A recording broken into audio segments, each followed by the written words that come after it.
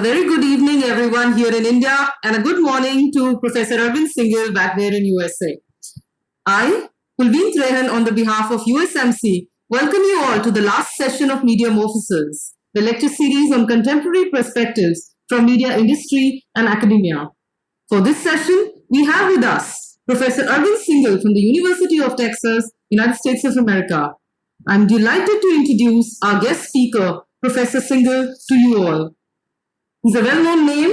He does not need any introduction though, but still, let me read out a couple. Professor Singhal is a Samuel Cherney and Edna Holt-Marson Endowed Professor of Communication and Director of Social Justice Initiative at the University of Texas, El Paso. He is also, with William J. Clinton, Distinguished Fellow at Clinton School of Public Service, Little Rock, Arkansas, and Distinguished Professor, Faculty of Business Administration in the University of Applied Science, Norway since 2015. He teaches and conducts research on diffusion of innovations, the positive deviance approach, organizing for social change, the entertainment education strategy, and liberating interactional structures. Professor Singhal has mammoth number of books to his credit. 14 books I can see here, and some of the notable ones are, of course, The Communication of Innovations, the very famous one, India's Communication Revolution, The Bullock Carts to Cybermarts, Positive Deviance, a new paradigm of social, organizational, and behavioral change which is in process, Inspiring Change and Saving Lives, the Positive Deviance Way, Health Communication in the 21st Century, Inviting Everyone, Healing Healthcare to Positive Deviance, Entertainment Education, a Communication Strategy for Social Change, to name a few. Professor Singhal was selected as Distinguished Anna Endowment Lecturer in 2017, the Distinguished Carol Arnold Lecturer at NCA in 2015, and recognized with the Elizabeth Andrecht 2014 Award for Outstanding Contributions to Communication Discipline by the Scripps College of Communication, Ohio University. The Social Science Research Council and International Communication Association, ICA, recognized him with the Communication Research as Collaborative Practice Award in 2009 and Communication Researcher as an Agent of Change Award in 2008.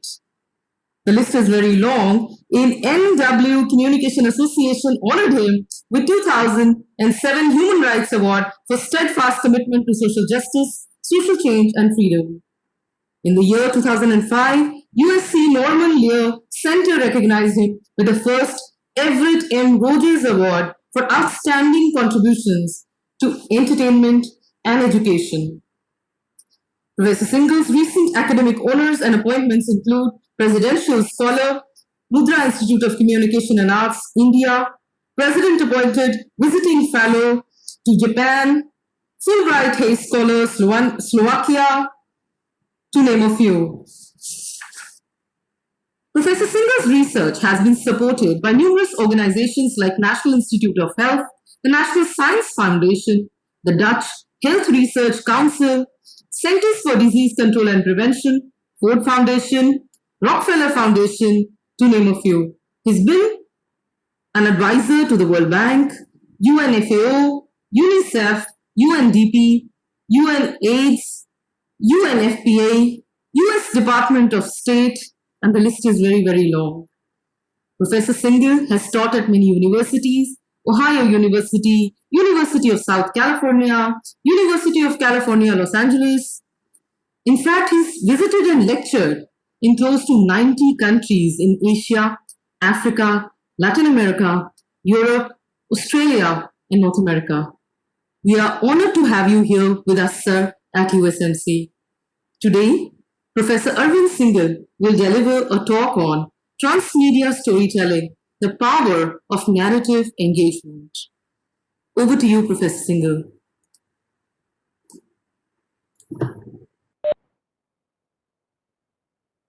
It's a great pleasure for me to connect with all of you. I'm going to see if I can bring my PowerPoint on.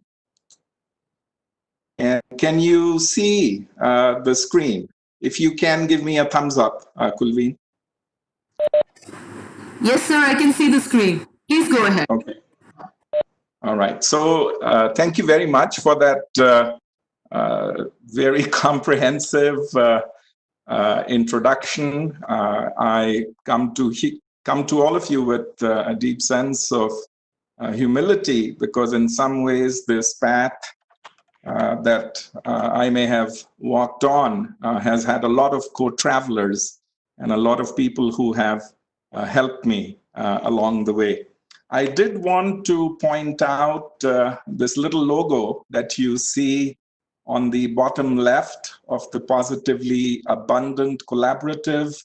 And I'll provide the Facebook address one more time. I've just launched this recently along with a whole host of people, and all the publications that I talk about, including this presentation, will be on this Facebook group. So, you don't need to worry about taking notes, in my opinion. I would encourage you to just go with the flow. It is important that one begins with gratitude. And I'm putting a picture of me with my guru. I've had a lot of gurus, but this one in particular, Dr. Everett Rogers, who was my PhD advisor. And we had a long innings, as we say. So we worked together for 20 years. He was a collaborator, co-author, mentor, teacher, and especially in this journey of transmedia storytelling, from getting interested in entertainment education to transmedia. He was a seminal figure. Of course, he loved India, and it's important that as I connect with you, we extend our gratitude to him. Now, what I'll do is I've taken the liberty of infusing my personal narrative with this professional narrative of transmedia storytelling. And that is because, you cannot disassociate the person. And as you go through this journey, and of course, the journey is exemplified in some ways by the head full of hair that I had. I think this picture was about 30 years ago, and how much hair I have left now. But there have been, as I said, numerous milestones, several bumps, lots of collaborators. And I hope that this personal narrative will in some ways enhance the topic that we are discussing today, which is about narratives. So let's begin by asking, why narratives? Why storytelling? Why would I spend 35 or 40 years of my life being a student of storytelling? And from a social change perspective, and of course, you can bring in a literary perspective, you can bring in a critical perspective, you may take whatever perspective you want, but from a social change perspective, stories can take us to places we have never been. So, somebody rightly said that if you want to understand a culture, listen to the stories, because the stories will reflect the scripts. They will reflect the social norms. And if you want to change a culture, then you should change the stories. Unless that shift happens, it is unlikely. Unless people are telling new stories and listening to new stories, that shift is unlikely to happen. So stories can create new possibilities. They can create new language. You'll see I'll be talking about Charles Dickens a little, and I'll be talking about our very own Bapu, Mahatma Gandhi. And they were masters at creating new possibilities through new language and creating new scripts about how to overcome problems. The so-called monsters, social monsters, let's say, if you're interested in social change. I love this quote by G.K. Chesterton, British columnist, essayist, writer, who says, and this is, of course, he's talking about the power of fiction, the power of literature, the power of fairy tales, when he says, fairy tales are more than true. Not just because they tell us that dragons exist or monsters exist, but because they tell us that dragons can be beaten. So that's the notion of stories taking you to a place where you have not been before. And it points to the power of the pen. Now, to give you a very quick example, a few months ago, just before COVID-19, my last visit actually was to Hartford, Connecticut. And when I was there, I visited the home of Harriet Beecher Stowe, the person who wrote Uncle Tom's Cabin, whose house is right across from the home of Samuel Clemens, whom we know as Mark Twain. And of course, we know about Mark Twain writing The Adventures of Huckleberry Finn. And I remember in my days in India, as I read through these books, you didn't really think very much about them, except, of course, the title and the issues that they dealt with. But now I can talk about the importance of, let's say, Uncle Tom's Cabin. As Langston Hughes, whom you see here, who was a poet, a social activist, said, given this book was written in the 1850s, just before the American Civil War, that Uncle Tom's Cabin was the most cussed and discussed book of its time. And you can imagine it was cussed in the southern part of the US, slaveholding territory, and it was discussed a great deal in the northern part, because it deals, as you can see from the cover, the story of a slave man and his relationship with a little girl. Now, Harriet Beecher Stowe was about 4 feet 11 inches tall, and when Lincoln became president and was presiding over the Civil War, 1861, Harriet Beecher Stowe visited him. And in her house, which I visited in Hartford, there is this little metallic sculpture. And when Lincoln greeted her, he said, so you're the little woman who wrote the book that started the Great War. And of course, the notion of the Great War was to have a more perfect union. So we cannot overemphasize through this story the importance of literature, the importance of stories, stories which make it possible for us to travel to places where we've not been. Now, let me give you a media example right off the bat. In the year 1999, so this was 21 years ago, I was invited to serve in an advisory capacity to this absolutely phenomenal mass media initiative in South Africa. Post-apartheid, they started a program called Soul City on TV, on radio. There were comic books, there were newspaper columns, there were cartoon strips. I mean, this was a multimedia initiative to use entertainment to address very difficult issues. And in this case, the monster or the problem that series 4 of Soul City, it's still running, but series 4 dealt with the issue of domestic violence. Now, why domestic violence? Because it's a public health issue of tremendous significance, though under the radar.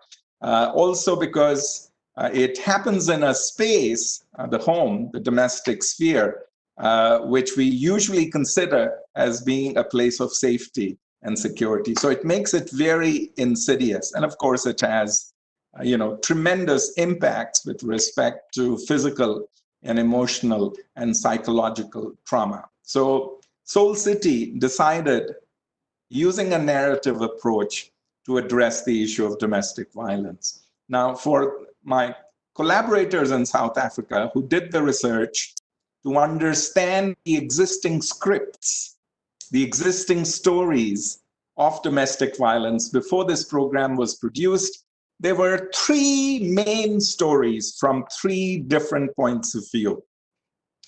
The existing story from the man's perspective, the abuser's perspective, was I am the captain of the ship. When I come into my home and when I close the door or shut the curtain, I can do whatever I want. And the man, of course, has heard this script from his parents and grandparents that only one bull can live in a kraal. I'm in charge. If she gets out of place, I'm going to put her back in her place. So that's the man's story. That's the man's script, the existing script. The woman's script, the one who's being abused, the victim, is a little bit different. Her script is, I, in the sanctity and safety of my own home, I am helpless. I am violated every day or every few days, and I want help, but I cannot seek it. In fact, our research showed that if a woman was being beaten, and of course it's very loud, they're broken bones, so they're physical marks, and if a neighbor came and knocked on the door, often it would be the woman who would say, oh, I'm fine, nothing's the matter, go away. And then you ask the question, why is that kind of a script enacted? Because the woman also has been socialized to keep her, life together, to keep her family together. So even though she wants to ask for help, she cannot ask it because you don't clean your dirty laundry in public. Or you don't display your dirty laundry in public. Now, the third dominant script, and this is where formative research is important because you can get a sense of the scripts, you can get a sense of the stories because of the neighbors. Now, the neighbors, again, know what's going on because it's loud. They see, a black and blue mark on a woman. They may ask what happened. And of course, she tells you that, oh, she hit her head on the door. So the neighbors know what's going on, but their script is not to intervene. And you may ask the question, why is that the case? Because they consider it as being a private matter between a husband and wife. So here are three scripts, three sets of stories which are interlocked and which are passed on intergenerationally. So how can a narrative serial on various media help unlock this script? So, the series began, the fourth series began, and you see this man who's a respected teacher. He's a good man, but of course he puts his woman in his place, and the woman wants help but can't ask for it. The neighbors know what's happening, but they don't intervene. And so what happens is, Professor Singhal, my yes, apologies for the interruption. Some of the participants have just told me that they are not able to see one portion of the screen. So if you could just go back to share screen, share content button. If you could just close this. All right. If you could just close this presentation. Close this presentation. Okay, closed. Right. Go to the third button again, share content. Go to the third button again. There you have share file. Just 1 second. Okay, don't worry. Okay. So stop sharing, okay, and then go to share content. Right, sir? Yes. Then kindly share the file. Not this. Share the file, okay. Okay. Let's see, where is it? It's on desktop.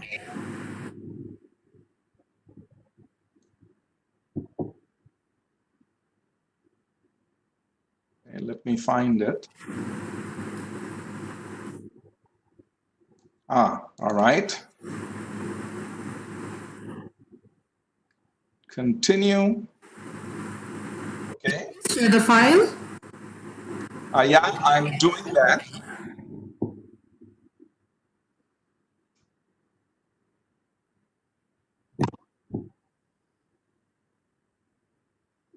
It's loading.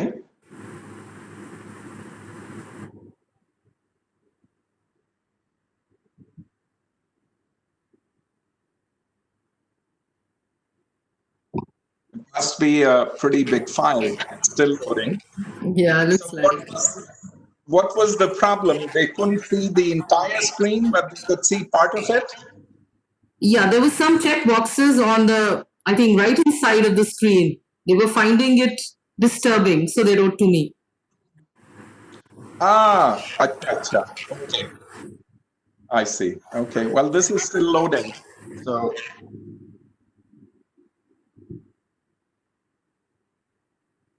you know what? If this doesn't work, this loading thing, we can, if the participants can bear with some boxes, and I'll send them the PowerPoint. But I don't know whether we want to spend too much time trying to fix this. Right, sir. You can continue to It's share up the to you. screen. You can continue to share the screen, no problem. We'll send the presentation to them later. Okay, now it's still loading, so I think I may be stuck here.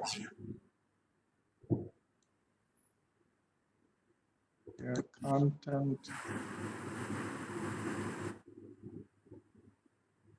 Well, let me apologize to the audience members. I know you couldn't see this, but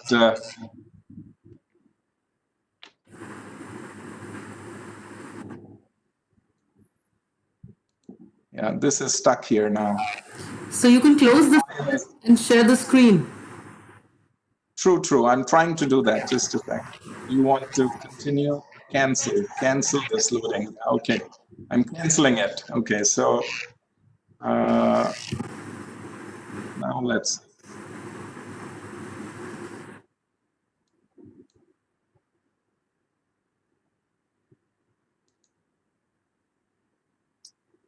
One second.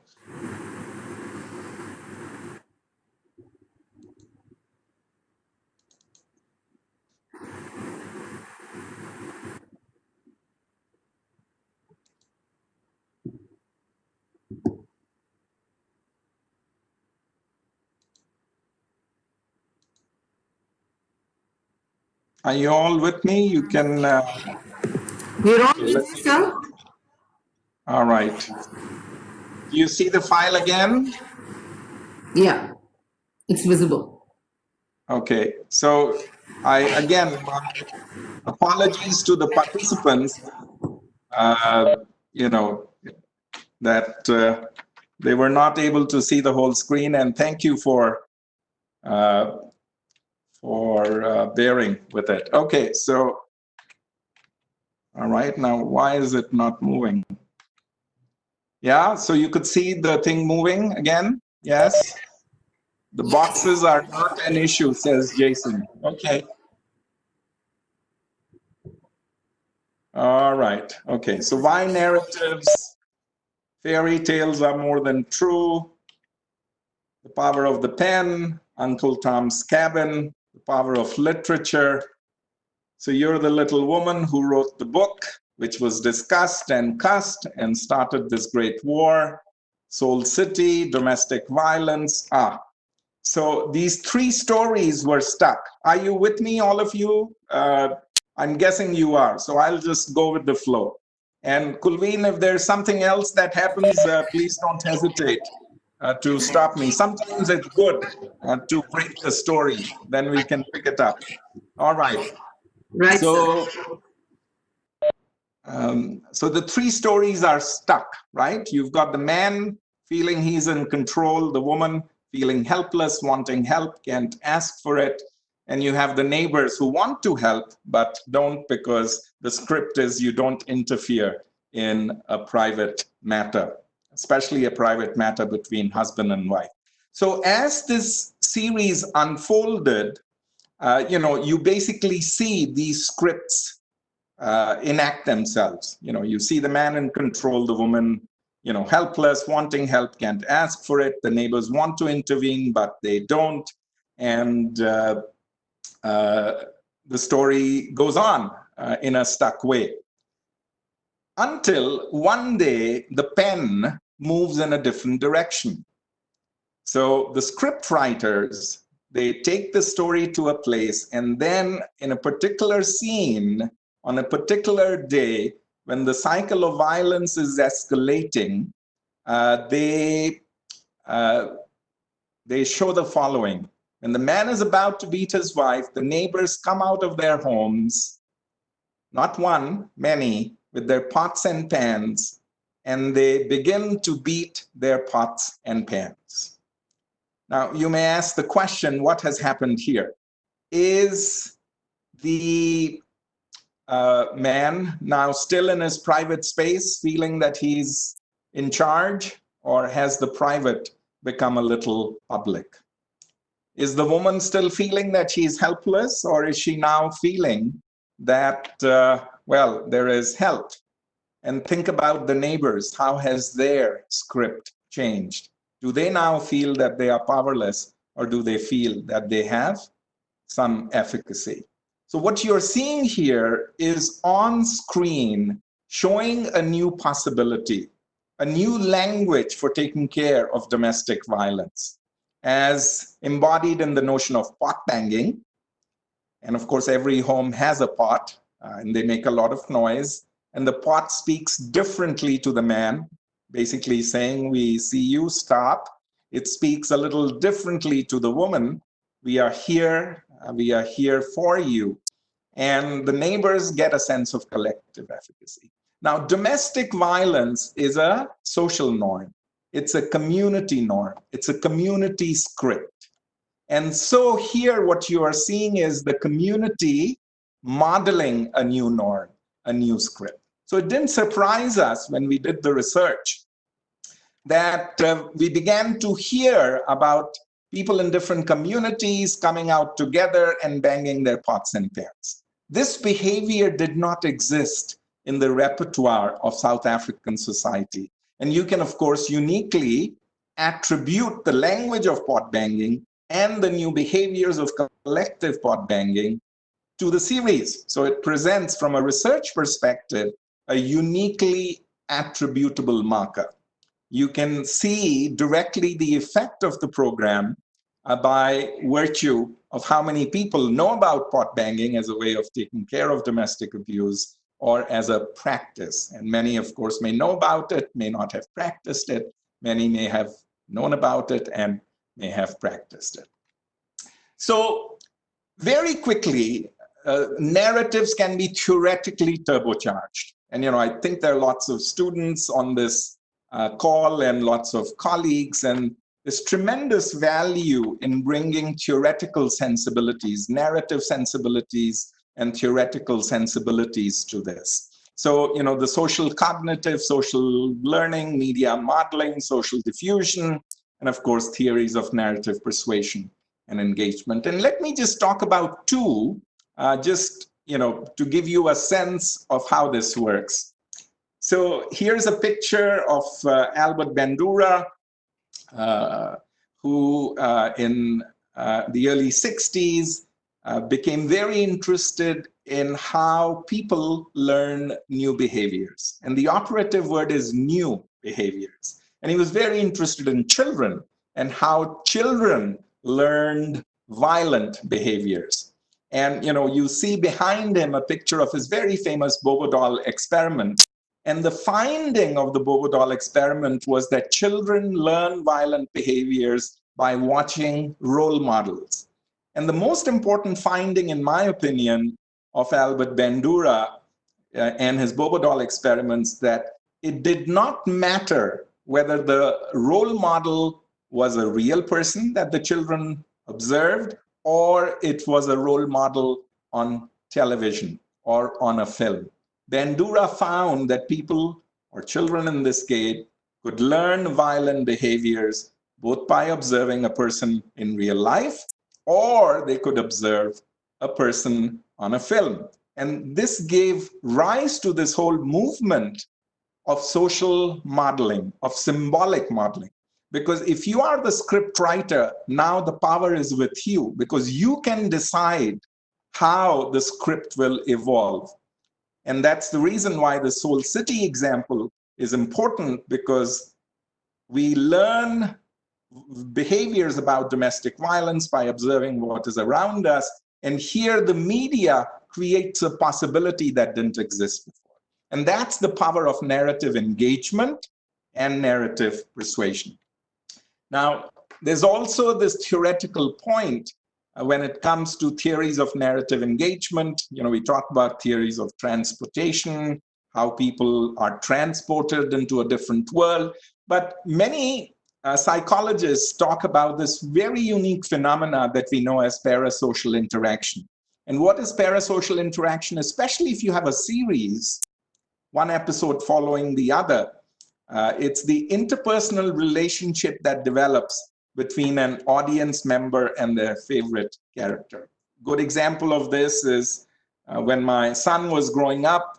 Even though he was raised in the US, he was very interested in cricket, and he would watch Sachin Tendulkar play. And when Sachin Tendulkar scored 100 and lifted his bat and then pointed it at the crowd, my son Ariman thought, of course, that Sachin was talking to him. And he would cheer Sachin on, go Sachin, oh, all these emotions. And having a relationship with the sports character, but it doesn't have to be with the sports character. It is like welcoming your favorite actor into your bedroom or your living room every day at an appointed hour, because you need to have this ongoing relationship with them. So now a little bit of history. You'll be seeing that I'll jump around. And the story of mass-mediated narrative engagement begins in Victorian England. I think I saw my friend Maxine join this call. She's in the UK. So Maxine, the story is for you. So in Victorian England, as literacy rose and printing technology advanced, a new narrative paradigm emerged. And it changed how stories are produced and consumed. And you can think about your own episodes of binge watching Netflix or Prime Video, and you will see why what happened in Victorian England almost 185 years ago, you will begin to see some resonance. So here's Mr. Dickens, Charles Dickens, whom I will call the father of narrative engagement. And he was the guru of socialization, the guru of serialization, or rather socialization through serialization. Because what Dickens did, and I think we have to begin by saying that he's the most successful novelist of all times. His books have never been out of print. His contribution was that he offered his work in installments. So it began with Pickwick Papers in 1836.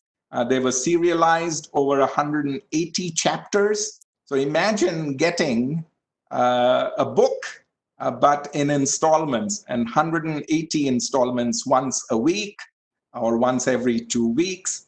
And Dickens actually owned this weekly journal called All the Year Round. So you can think about him as being the owner of Netflix. And of course, then he puts his content. And, so every week you get a few pages of the story. And he was a wonderful orator. I've actually been to his home in England. There's a lectern which he stood by, and he would orate and narrate these stories. And you can see, when you watch a favorite program of yours on TV or on Netflix, you go episode by episode. And imagine if you had to wait for the next episode for a week, no? And what that did was, of course, it's serialization of narrative fiction. And narrative engagement and fandom builds over time. What you see is that for a reader, it extends the temporal experience. It's over time. Also, a newspaper or a weekly costs far less than a book, which not too many people can afford. So it's at a low cost. And it fundamentally shifts our understanding of what is text, or intertextuality from one episode to the other. and of course, all these devices of rhythms, the ups and downs, the cliffhangers. And in many ways, it is our precursor to ratings and to our notion of binge watching. So, of course, you could read Oliver Twist in many installments, or read David Copperfield in many installments. But then, of course, at the end of the serialization, you could buy the book, and that's your binge reading. Now, of course, I grew up in India reading Charles Dickens, and I'm going to talk a little bit about my tryst with narrative engagement. So while I was a student at the University of Delhi studying engineering, I was a regular at All India Radio between the years 1978 and 1983. 1983 is the year that I came to the US to get a master's degree. I was fluent in both Hindi and English. I had good mentors. I did a variety of programs. And I think what may have distinguished, and of course I got lucky, some of my programs, especially my Western music programs, was that I did a lot of research, spending time at the American Center, on Kasturba Gandhi Marg, British Council, Parliament Street. So if I was playing music of the Beatles, I would read up on the Beatles. And I wove in, you can say, a commentary about, whether it was the Moody Blues or the Beatles or Simon and Garfunkel or Emerson, Lake and Palmer. And those programs began to be, I'd say, light, as experienced by the fan mail that I was receiving. It was a pretty heady time. I was 17, 18, 19 years old with, again, a head full of hair. And I became immensely intrigued by the power of fandom, by the power of entertainment, and the role of research in bringing the entertainment content home. So much so that after my bachelor's degree in engineering, I came to the US to study at Bowling Green with Professor Srinivas Melkote. I was studying radio, television, and film production. And then I went for a doctoral degree to the University of Southern California with Professor Everett Rogers. And it was around this time in the mid-80s that the Hum Log project began in India. Hum Log was the first long-running television serial in India, had 156 episodes, phenomenal ratings. And the key was that it was a program that was designed to create a public discourse about difficult social issues. And so there's this image of Professor Rogers. You can see his hand in a jeep of the Council for Social Development, who were my partners. This research was funded by the Rockefeller Foundation. At age 23, I was working with the likes of Dr. B.R. Patil, Mr. V.B. Singh, with Dr. K.S. Nair at the University of Pune, Professor Chitnis. I mean, some of these names may be resonating with some of you, at least, in India. And I think I'm here with a research team.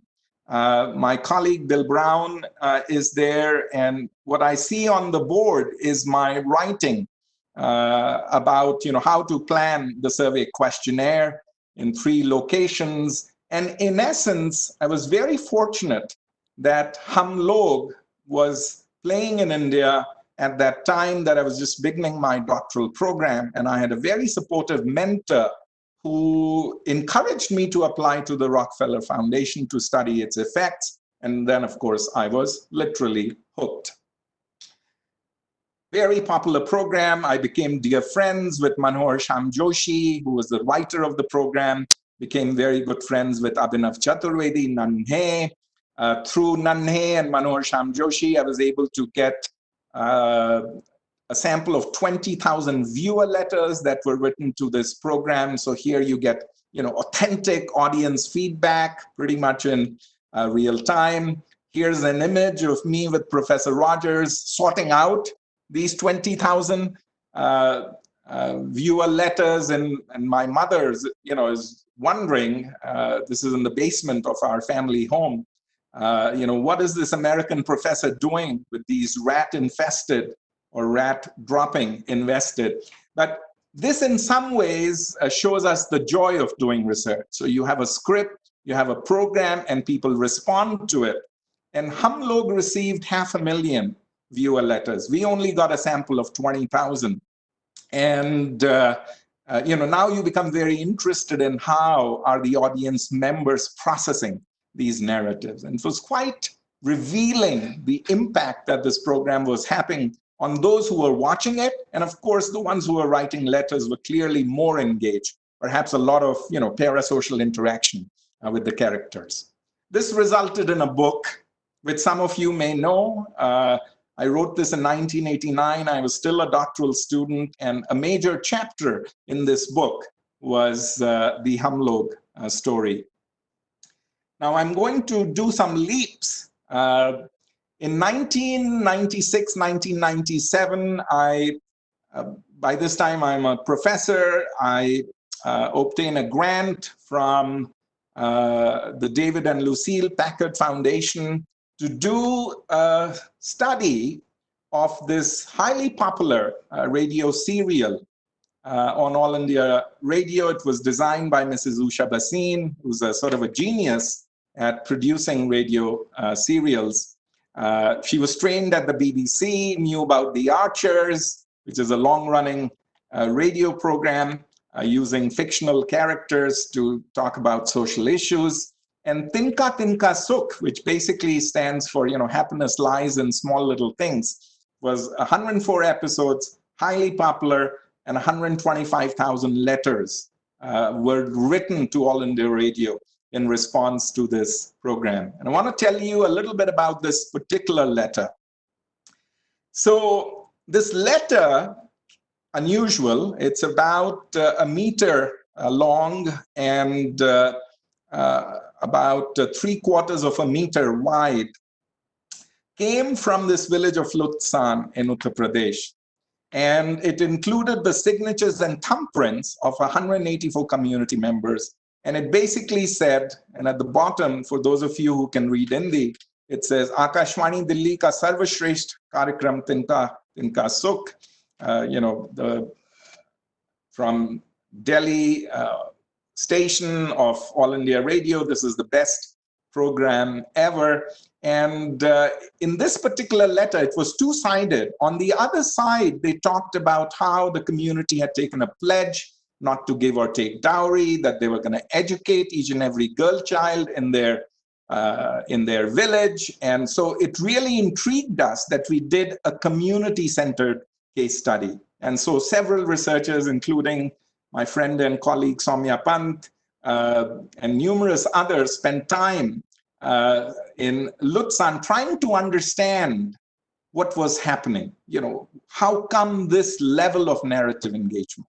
This wasn't typical, of course, of the general population, but it could give us some clues about what was happening at the community level.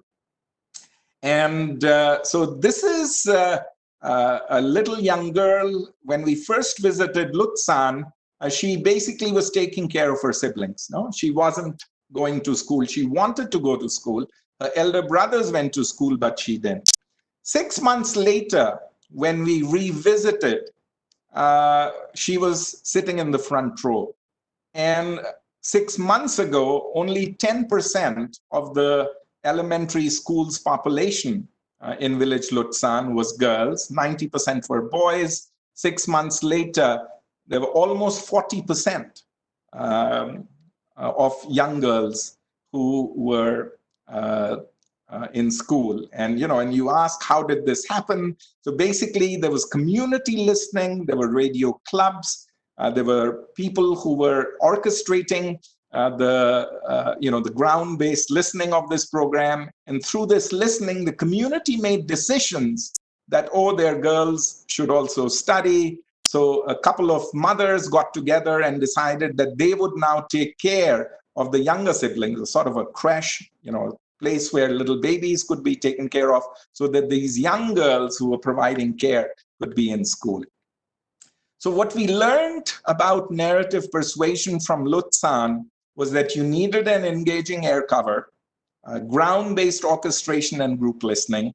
And if that led to community-based conversations, which led to decisions and actions, and if you had progressive opinion leaders, new possibilities like a girl going to school could be realized. And this article was documented in the Journal of Communication, which is, as you know, our premier journal. And I'll post this article in that Facebook page, which I'll also list later.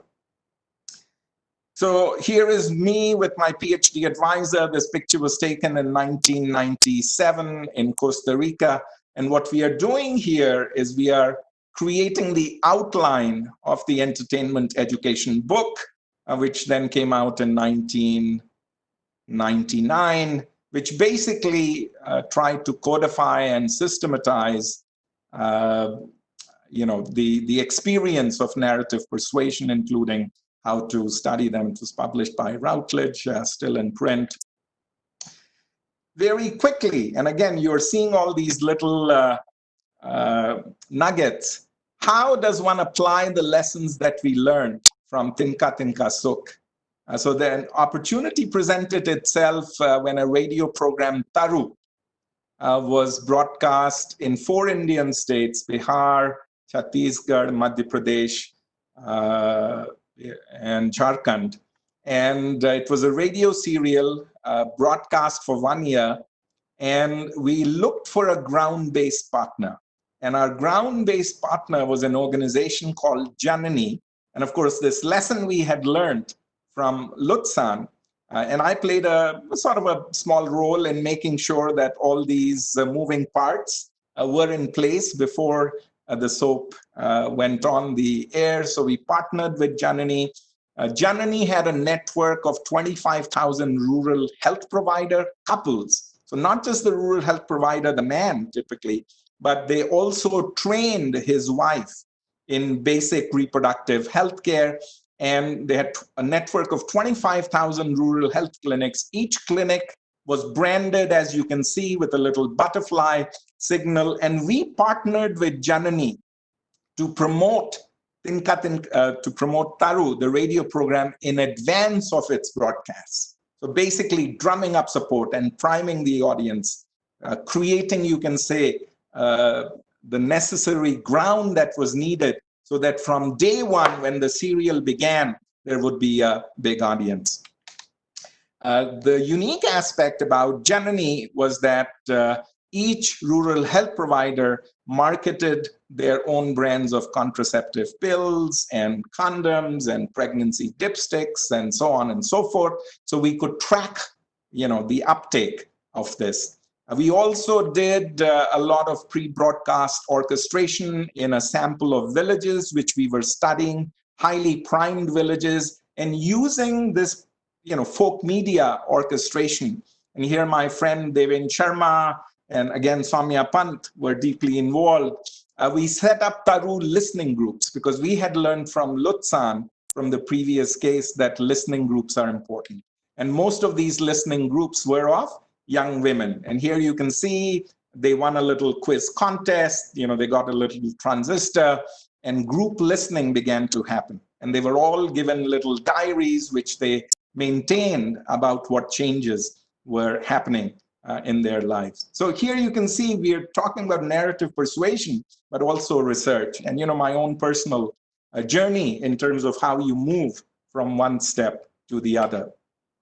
So this research was funded by PCI/Gates Foundation. It was carried out by our colleagues at the Center for Media Studies. I was fortunate again to know Dr. Bhaskara Rao, the founder, and also, of course, his daughter Vasanti, whom some of you may know. And just one case that I want to share from the Taru case, the notion of creation of new realities.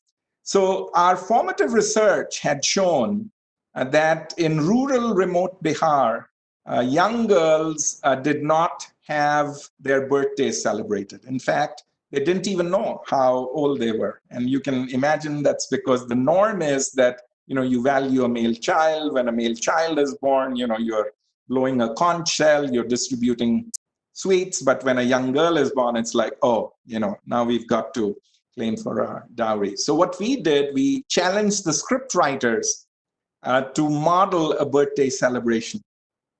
And that happened. It was announced on radio, and a young girl's birthday was celebrated. And it didn't surprise us, as you look at these quasi-experiment results that we did, that in highly primed villages where, we did folk media, where we set up listening clubs, where we encouraged people to listen, listenership to Taru was 13 times higher than the general villages where we did no priming. And the sales of condoms, contraceptive pills, and pregnancy dipsticks in these highly primed villages over a 1-year period increased from 2 to 6 times. Most importantly for us, the number of girls' birthdays increased. And they increased because, now once you have a young girl who's celebrating her birthday in a village, much like the screen birthday, a birthday is a socially networked event. On the screen or on radio, you heard her birthday being celebrated. And as a birthday was being celebrated, there were other girls in this fictional story of Taru who were pulling on their mother's sari or their dad's shirt and saying, how about my birthday? And, and likewise with the audience members. So much like domestic violence, pot banging, this whole notion, this new reality of celebrating a girl's birthday. And when you celebrate a girl's birthday, you don't celebrate it alone. Again, you do it in a group, in a large group, in a village. And once a birthday celebration for one girl happens, it makes it possible for other girls to have their birthday. And you may say, well, what's the big deal with birthdays? But today, if she's saying, why not my birthday? Tomorrow, she's going to say, why am I not going to school? Or why am I not riding a bicycle?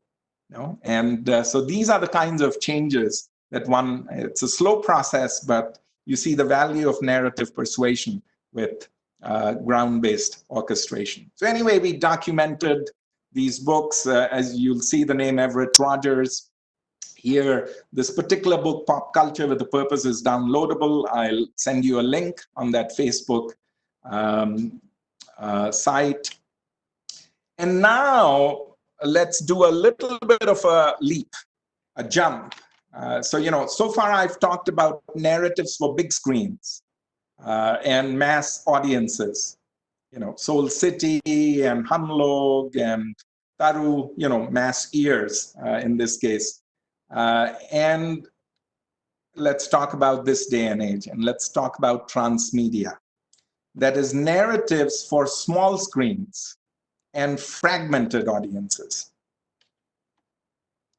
And of course, there's a hybrid, and you see many hybrids. Now, why this? So here's an image. Talk about mass viewing. Everybody's watching their little small screens. So the notion of the consumer is very different. The internet, of course, puts the me in the medium. Me not just as a consumer, but me also as a producer and as a participant, as a generator of content.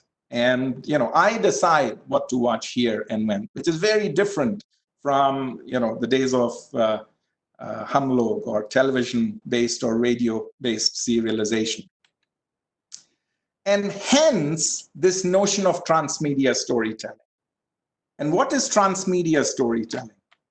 Transmedia storytelling is a process where various narrative elements are strategically designed and implemented in a coordinated fashion across different communication platforms over time to create a coherent and compelling entertainment experience. And the idea here is that you have many stories and many stories on many platforms. None of the stories is repeated. It's not a linear story. The different stories on different platforms allows a consumer to have multiple entry points. And let me give you an example. Before that, if Dickens was the father of narrative engagement, I will call our own Bapu, Gandhi, the seer of transmediated campaigns. And you don't have to look very far. His Salt March, it was a multi-pronged viral campaign over time at scale, allowing all those who wish to participate in India, against the British colonial empire, to do so in a variety of ways to accomplish a deeply moral cause. And, Gandhi's slogan when he did the Salt March was, "I want world sympathy in this battle of right against might." Why salt? Because everybody needs salt, no matter whether you're a Hindu or a Muslim, a man or a woman, old or young. Salt occurs freely in nature by the sea as rock salt. And of course, we know that the British government taxed salt, had a complete monopoly over the production and distribution of salt, which Gandhi questioned.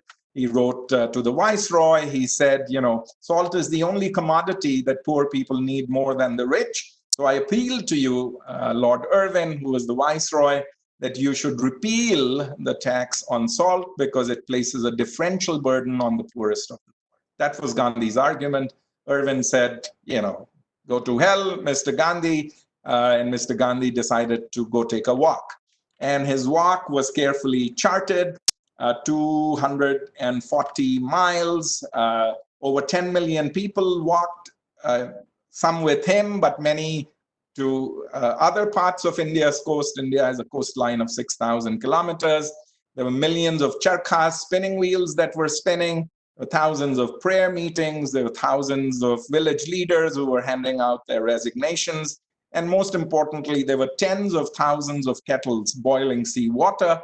And of course, as somebody said, that when Indians on the coast began to boil seawater in their kettles, it shook the foundations of this mighty British Empire, which we know the sun never set on Queen Victoria's empire. And like it was Indian tea in Boston Harbor, which led to the Boston Tea Party in this country, salt, again, a commodity that was taxed, created this campaign over time. It's almost like, well, where did he reach at the end of the first day? Where is he now? Is he going to make it? And, with daily newspaper feeds and newsreels, he's being debated in the British Parliament and in Franklin Delano Roosevelt's Parliament and Congress, asking, why is Mr. Gandhi walking? And, because the Britishers tax salt. So he generated a transmedia global campaign connecting each individual in India. And this is, of course, before the World Wide Web. Talk about a World Wide Web at that time. Okay, so much like Mr. Dickens and Harriet Beecher Stowe and Uncle Tom's Cabin, and I don't think I mentioned this, but Uncle Tom's Cabin was also serialized. It was serialized over 40 episodes. And then, of course, you got the binge version when the book came out. And it's also important to point out that Uncle Tom became a slur.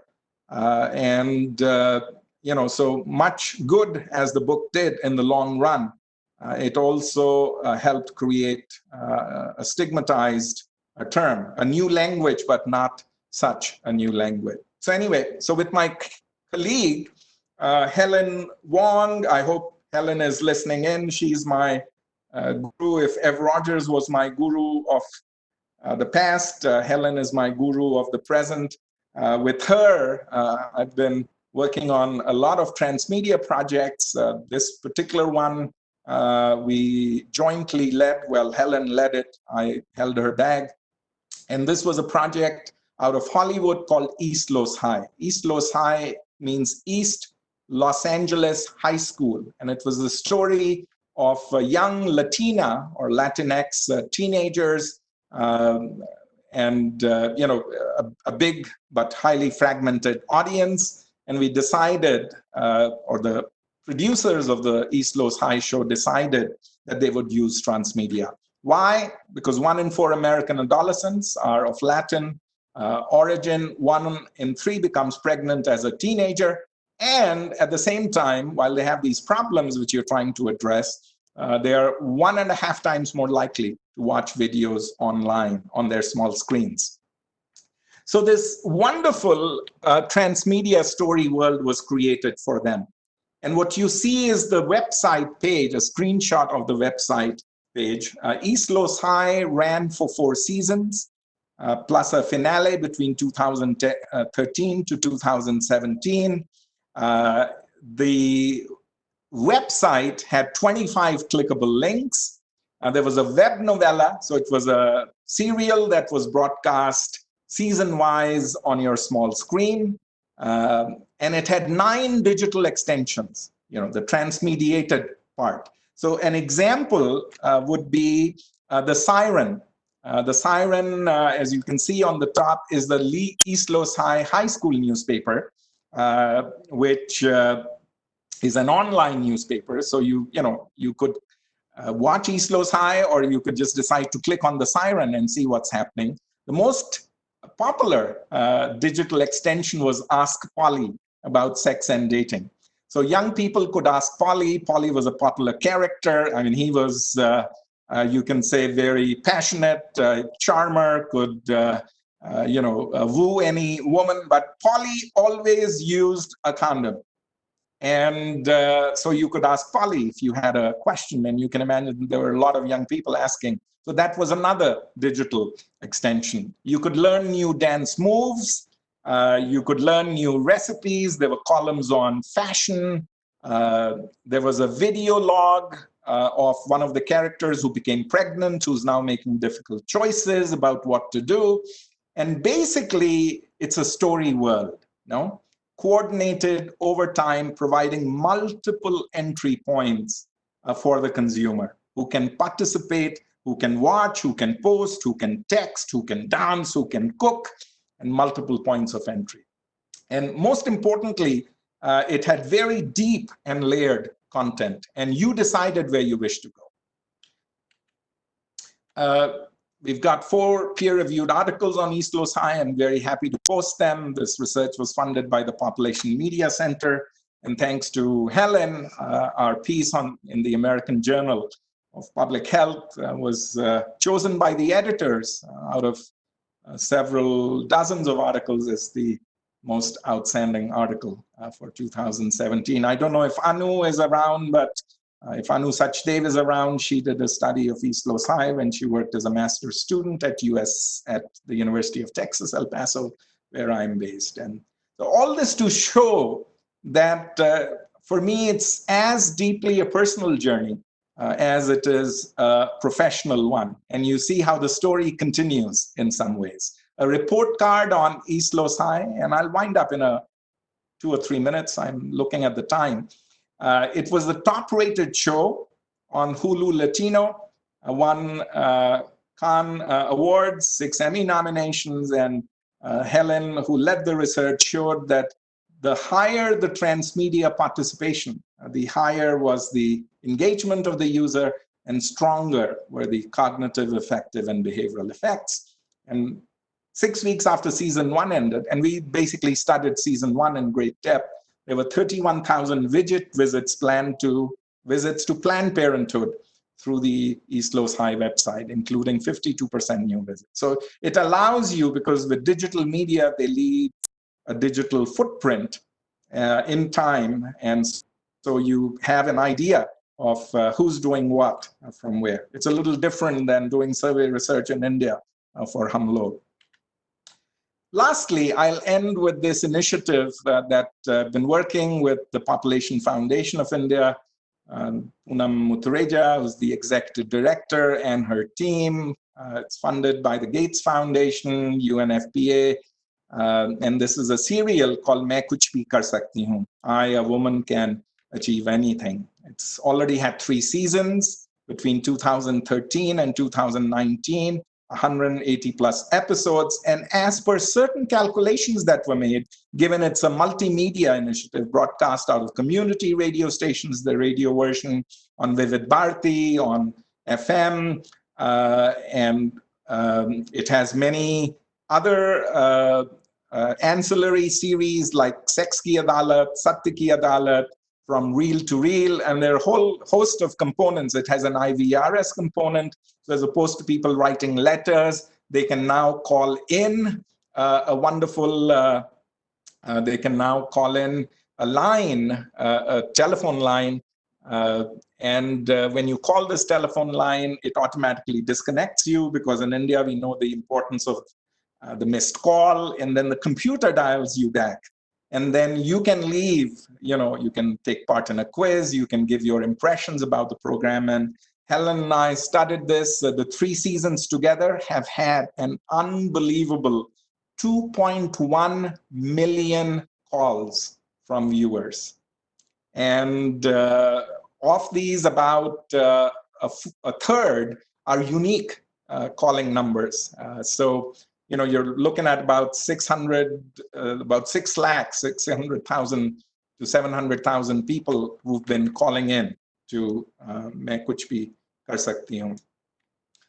Main Kuch Bhi Kar Sakti Hoon, I, a woman, can do anything, achieve anything. I can play soccer. I mean, these were certain new behaviors. Soccer is a gendered sport, level playing field, and you get the idea. Symbolic representations, creating possibilities which don't exist before. I'm especially want to give you a flavor of some of the markers that we have introduced. Working very closely with Firoz Abbas Khan, the creative genius behind Main Kuch Bhi Kar Sakti Hoon, who also produced Mughal-e-Azam on stage. Some of you may have seen it or known about it. We introduced this whole notion of Mast Pitara. So Panna, whom you see on the right, is a young ASHA worker, the idea being that, this ASHA worker can talk to young people, and she brings, so there's a radio station within the TV set, and these are 2 very popular characters, Munna and Buaji, who are sort of hilarious, and so you use humor. You have Panna, the ASHA worker, the health worker, who comes to the radio station, and she brings along this little box, and they ask her what is in the box, and she says it's Mast Pitara. Mast is, like pleasurable. Pitara is like a box, a pleasure box. And what does Panna have in this pleasure box? So on subsequent episodes, she brings out different things from this Pitara. And this Pitara really is a basket of contraceptive choices, right? But we have relabeled them, new language, Mast Pitara. So here's Panna's Mast Topi. You can call it Pugga, Chhatri, Topi, raincoat, whatever. Here's her Mast Goli. You can see the branding. There was a character, Birju Pehelwan, who went through a vasectomy, which is in Hindi called Nasbandi. So we call it Mastbandi in this case. And we also want to pay a little attention to this little love story, and it's a soap opera after all, between Panna and Samir. And of course, there's another character, the main character, Sneha, who's in love with Arjun. And both these sets of characters, lovers, have a very lambi sagai. And lambi sagai means long engagement. And the idea, as part of the basket of contraceptive choices, is delaying marriage for a young girl. And also the notion of a lamba honeymoon, which means a long honeymoon, which basically means delaying the arrival of the first child. So these are some creative ways in which all this learning over all the years, Dickens, you may know, coined 247 new words.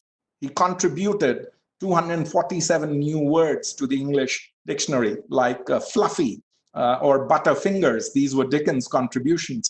Gandhiji contributed many words like Harijan, a recasting of Achut, Daridra Narayan, and he recast the notion of Swarajya, from Tilak's notion of home rule to Gandhi's notion of self-rule, control over yourself, which was important to nonviolence. So we see the value of these marked new language to create a discourse, to create a possibility that didn't exist before.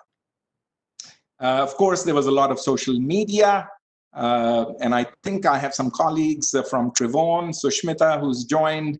So this whole notion of Lambi Sagai, hashtag long engagement, and she says, "Tum to mere khas saathi ho aur hamesha rahoge." You are my special friend and always will be.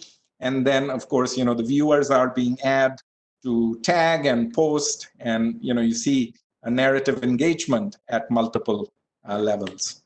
In conclusion, we have come far, and of course, I consider myself as being part of this journey. Of course, hats off to our own Kabirs and Khusros and the Dickens and G.K. Chestertons, and F. Rogers, and all the communication theorists.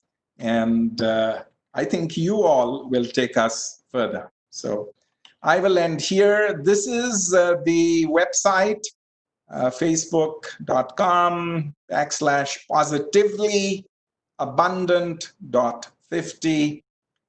You're welcome to join the group, and may these conversations continue.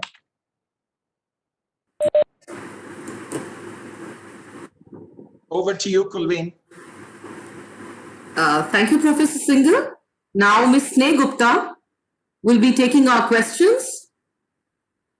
All right. And I'm deeply mindful of time because, maybe the participants can decide if they want to stay on, if they wish to. I'm here for you all, but, all right. That's a decision they can make. So go ahead, Sneh, I'm listening. Yeah, good evening, sir. Thank you so much for this session. And I'm really flooded with questions from all the participants. I would like to post some of them right here in front of you. The first question is, when Jerkins back in 2007 described transmedia storytelling, he stressed on the distinctive and unique contribution of each media platform while narrating the same story. How do the storytellers maintain this peculiarity across multiple media platforms? Okay, Sneh, why don't you ask me all the questions that you have? Not all, but at least some of them, because then at least you get a sense of what the questions are. And right, I'm posing all the questions now. Okay, so the second question is, fairy tales were originally not as bright as we know today. The original fairy tales of Grimm's Brother were rather dark and revolutionary.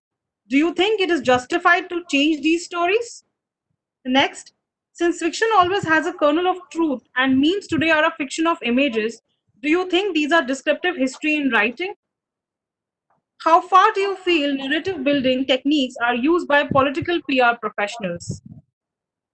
Next is, COVID-19 has changed the way narratives use data, bringing data-led narratives into this big picture.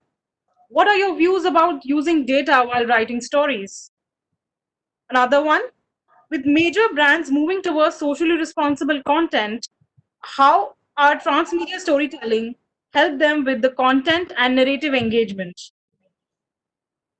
The next one is, how can one use narrative building to fight cognitive dissonance about various issues? For instance, your example on contraception.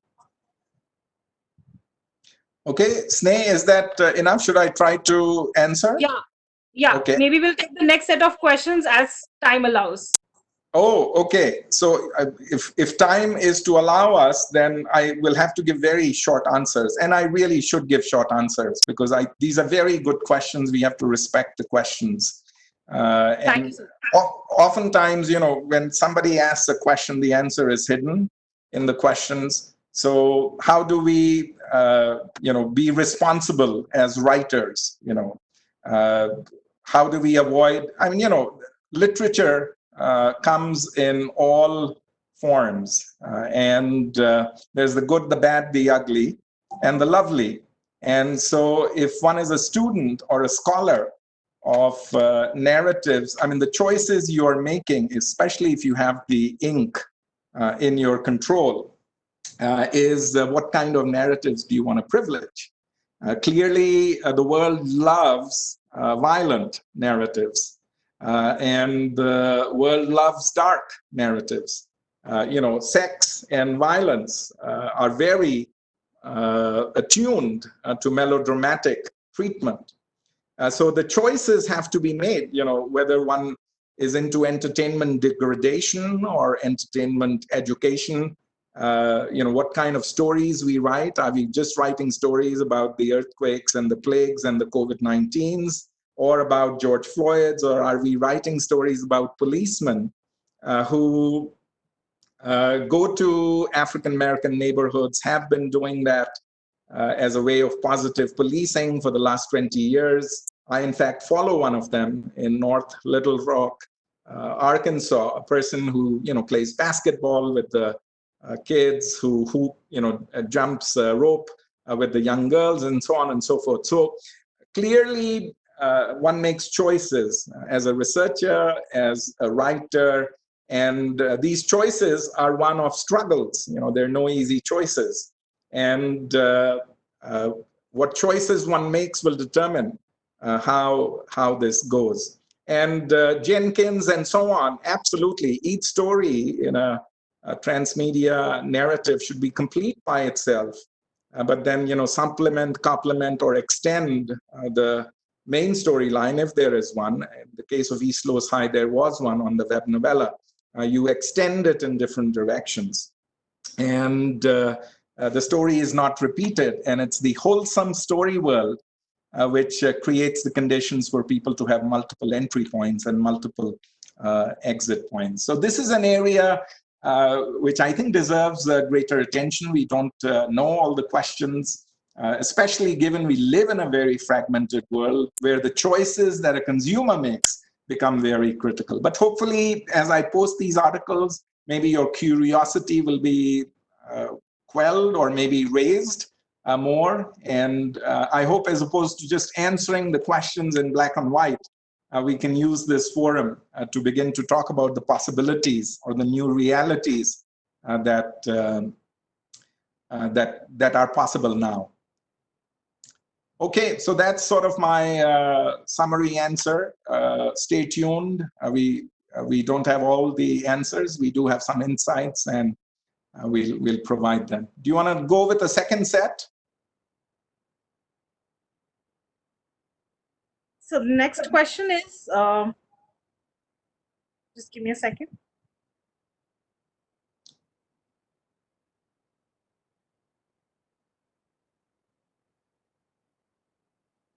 The stories have more cognitively and emotionally engaging when presented in an auditory format.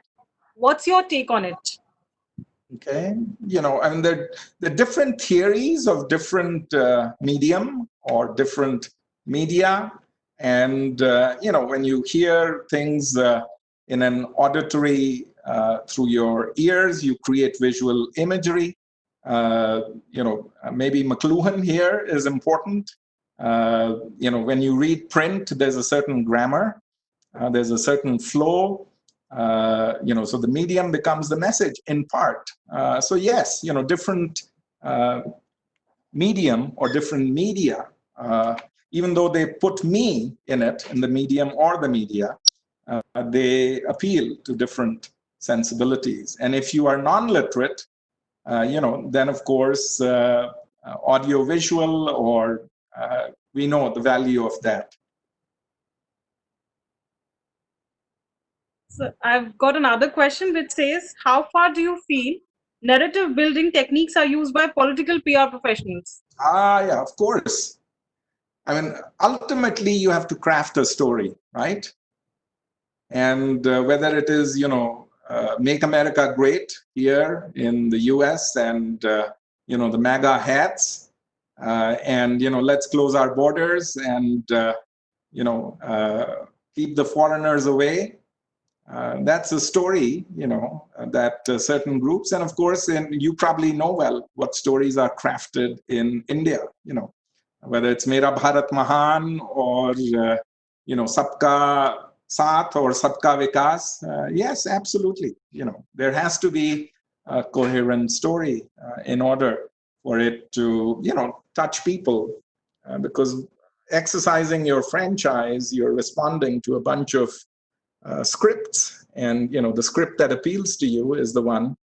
Sometimes the script is, you get a blanket or you get a little booze, and that script becomes more important in deciding how you vote.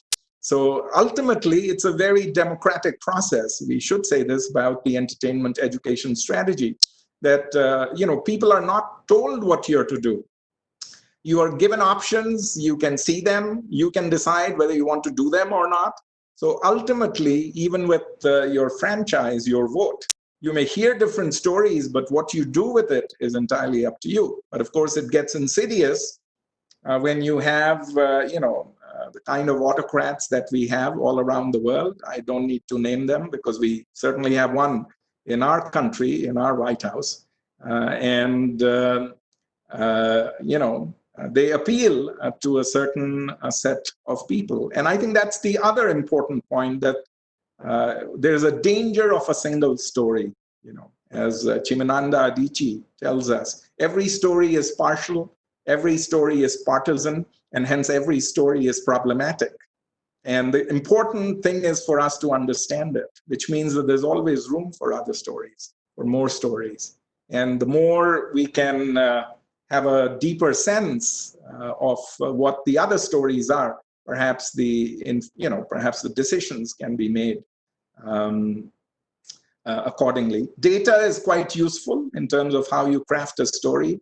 The data that I presented from Soul City was expressed in a narrative form, but data was telling us that men feel that they are in charge, that they are the ones who have to put the woman in the place by empirical numbers. As also, I told you a story about data, but clearly there are narratives that are crafted around data, and we should always question that, because again, every data narrative is partial and partisan. As this narrative of mine was deeply personal and partisan, and I decided what is it that I'm going to talk about. And that's also a constraint of the medium, gatekeeping, other demands that come into play. Thank you for this question answer session. Now I would like the host to take over from here. All right. Thank you, Sneh. Thank you, sir. Posing the questions. Thank you, Sneh, and thank you, Professor Singhal, for being so graciously answering all the questions which have been posed by the participants. Now I request Dr. Sarvesh Tripathi, Senior Faculty at University School of Mass Communication, to propose a vote of thanks. Dr. Tripathi, please. Thank you, Kulveer. Hello, sir. Hello. It is, sir, namaskar. And it is really, we are very thankful to you just for agreeing, for accepting our request, our invitation to appear in this lecture series. Actually, I have heard and I have seen a lot of your lectures online, and I find that it is always very mesmerizing. And we just, during your lecture, we just remain enraptured. And after that, there is so much learning that what to speak after it, we fail to understand almost. But anyway, sir, it is very, very enriching experience for us. And we could easily relate. You have the anecdotes or the events or the visuals that you have taken from India. We could easily relate with it. Moreover, you have taken Charles Dickens. Personally, I feel that I have read Great Expectations, David Copperfield. So we could also relate all these things. Most of the literature that you have discussed, Chesterton, are very common. And as a student, we all read it.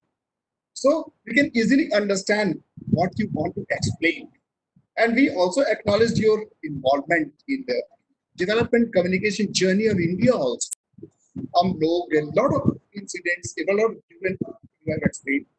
And whatever initiatives in the beginning were taken in India, you provided a support system with your guru Everett M. Rogers. We have read his book, your book also. A lot of books we have read. That's why we know you very well. So, and one more thing that is very remarkable, that I have also worked on it up to a certain extent.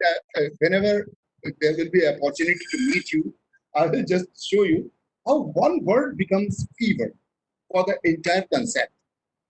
This idea you have thrown before us, and we can utilize this idea. One word. Just as Gandhi has given a lot of words, and all these words are a concept in itself. They are a They are. story in itself. Yes, sir. So, and sir, moreover, there's more remarkable thing. We also got introduced to quite a novel idea of transmedia storytelling.